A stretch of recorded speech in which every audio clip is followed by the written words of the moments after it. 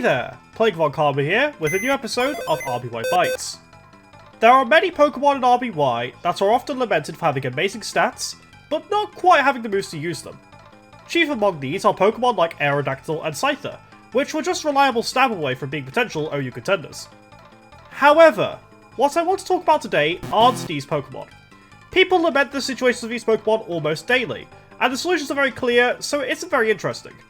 What I want to talk about is a different Pokemon that was inches away from being an S-tier super threat, Lickitung. Mainly known for only being obtainable via an in-game trade, Lickitung was one of the first Pokemon ever designed, first visible on the Capsule Monsters pitch from 1990, where it once had a forked tongue. It's based on a yokai called Enigami, a creature that licks filth from bathrooms.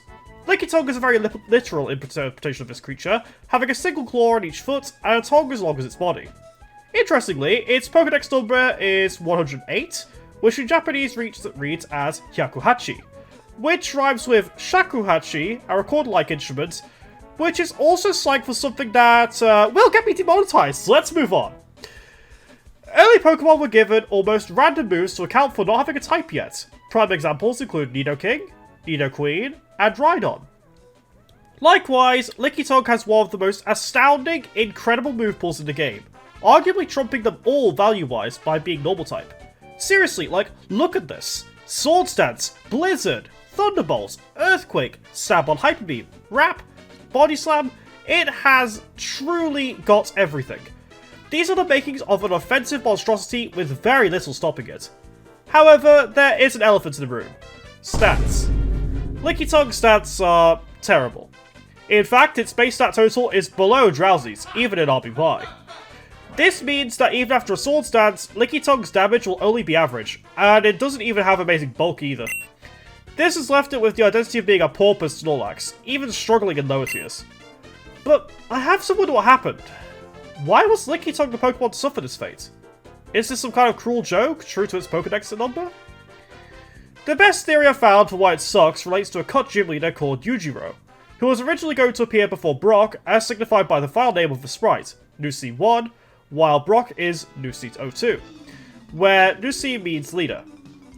Many have speculated that Yujiro would have existed in Viridian City, and I agree. In the Pokéthon ROM hack put together by a lot of beta assets by Helix Chamber, Yujiro used normal-type Pokemon, and the gym was more of a pre-gym concept, like a Pokemon Coliseum. As his ace, Helix Chamber gave him Lickitung, and personally, I think this makes perfect sense.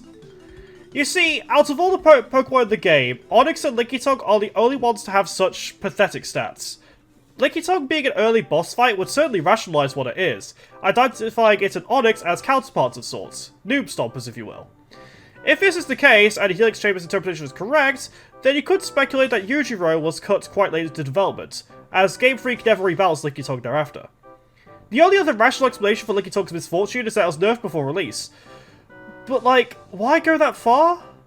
Or perhaps it really is just a joke, as unlike Lickitung, Onix doesn't get Hyper Beam, implying that Onix may have been intended to have an evolution, which would explain why it sucks.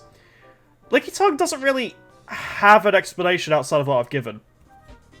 Regardless of happenstance, it seems Game Freak understood their blunder after Red and Green's release, as for the longest time thereafter, there were attempts to give Lickitung an evolution. In the Space World 1997 demo of Pokemon Gold and Silver, there was a prototype evolution for it known as Nameru, often translated to Licky Lord by fans. This was scrapped though, likely due to its odd design, and later got revisited in Diamond and Pearl with Licky. This isn't the only beta evolution from the Space World demo to get revisited like this though, with old ideas that would become Tangrowth, Leafeon, and Mime Jr. also existing in the demo. In some sprite caches from May 1998, designs for Pokemon resembling Skorupi, Burmy, Mothim, Chatot, Cranidos, and Cherim were also present. Was Diamond and Pearl taking inspiration from these old ideas? Well, perhaps, as Ken Sugimori has stated that they look at old ideas before.